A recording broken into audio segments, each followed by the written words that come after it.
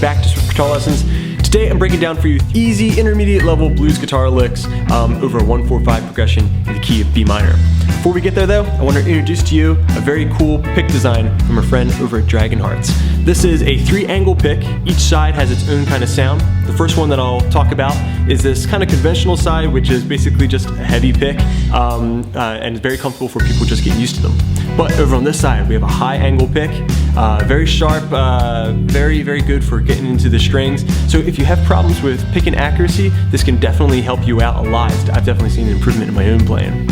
A well-rounded edge over here for smooth strumming definitely makes this a very versatile pick to have. Recommendations, I recommend it for any guitar player who likes heavy gauge picks, maybe has a little trouble with that picking accuracy, and just likes to have a wide variety of different sounds that they can pull from. Mix these 3 angles together with some hybrid picking from your middle finger. Wow, you have such an arsenal at your disposal.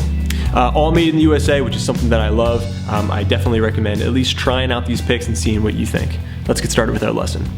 Okay, getting started with lick number 1. It's gonna sound like this. Once again. And one time real slow.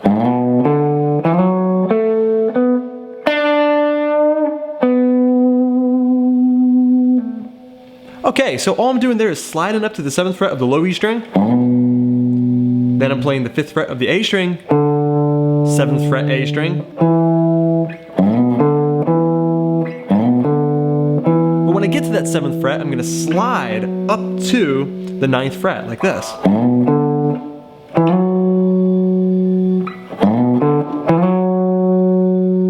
Then we have the 7th fret of the D string, the 9th fret of the D string, and then the G string 7th fret. For a bend with the first finger, kill it at the top, basically bend it, and then remove pressure or allow the pick to cover up the string. Then return to the root, the 9th fret of the D string. Vibrato, sometimes even pull off a little bit right at the last moment. A whole step down. And then staccato that note, so it's dead very quickly, right? All right, so then we have.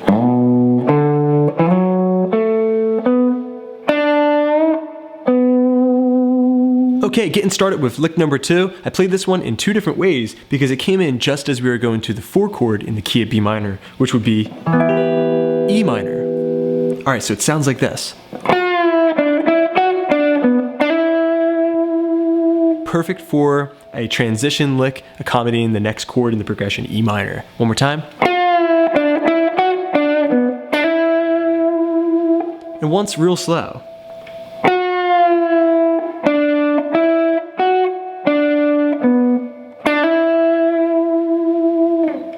Okay, so there I'm just bending up, not playing it yet. I'm on the 9th fret of the G string, it's bent up already, and I pluck, and then allow the string to straighten out back to the regular note, which is a E note.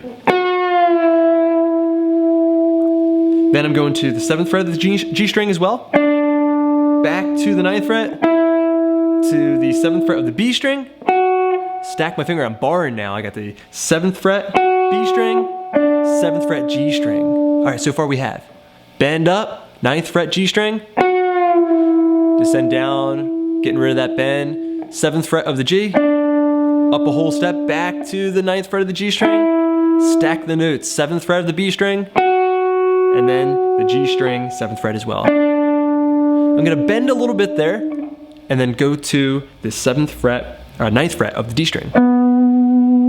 That's followed by a quick hammer on from the 7th fret to the 9th fret of the G string. Break it up into little parts.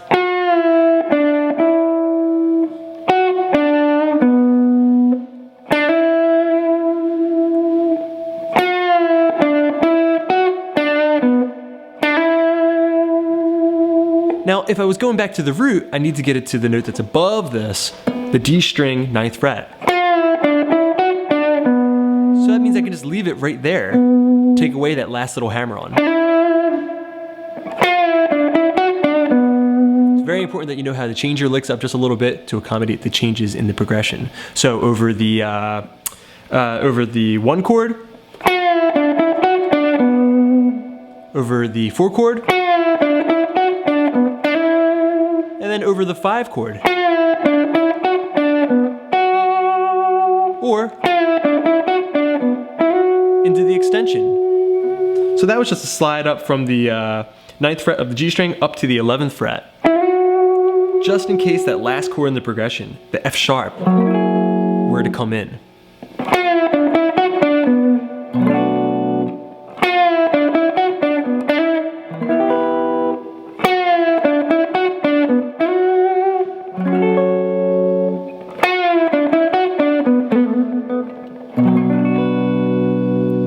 Covering the whole 1-4-5.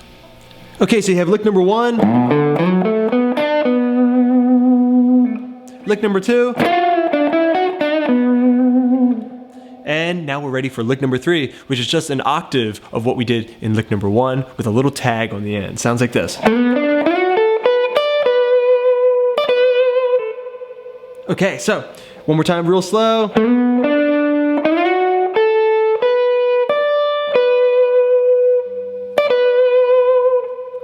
All I'm doing there is sliding up to the 9th fret of the D string, playing the 7th fret of the G, sliding from the 9th fret of the G string up to the 11th fret.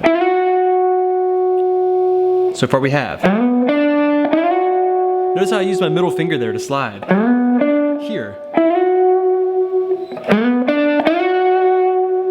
Next we're going to the 10th fret of the B string, 12th fret of the singing string B, and then we're going to the high E string, 10th fret. Now we have. I might do a little bend there before returning to the 12th fret of the B string. That's a great lick just in itself.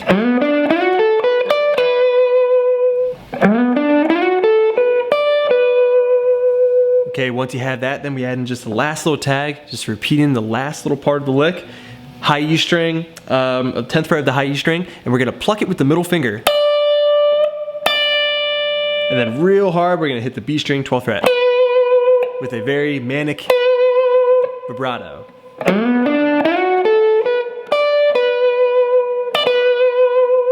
Very short, very fast.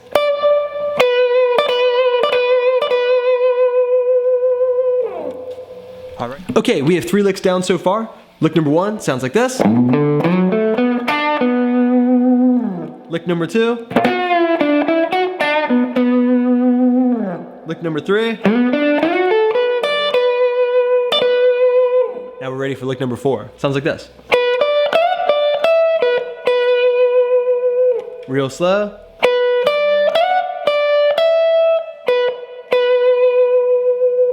All right, all we're doing there, we're in the high extension of the B minor pentatonic scale, and we're on the 12th fret of the B string.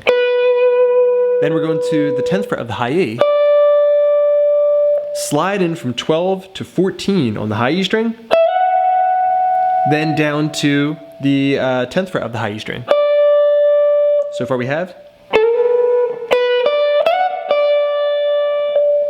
I'm tempted to slide that first note. Not necessary though. Then we're going to the 12th fret of the high E string, then finishing up with 2 notes here on the B string, 12th fret. The first one staccato, the second one vibrato.